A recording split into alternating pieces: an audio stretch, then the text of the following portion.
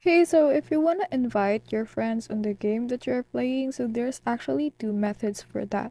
The first method is that if you play a game, it will automatically show that your friend is playing this game. So, for instance, let's say he's playing a game, you want to chat them, and on your chats, it will see that this user right here is playing a game and that you can join them.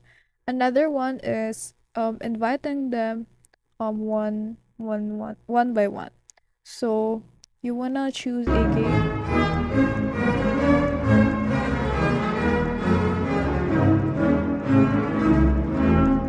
So here's the list that you can invite them. So you just wanna invite friends, or you can see friends right here.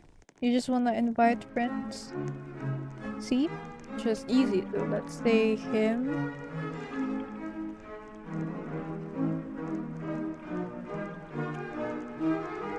Yeah, you just wanna invite them. Okay. That's all.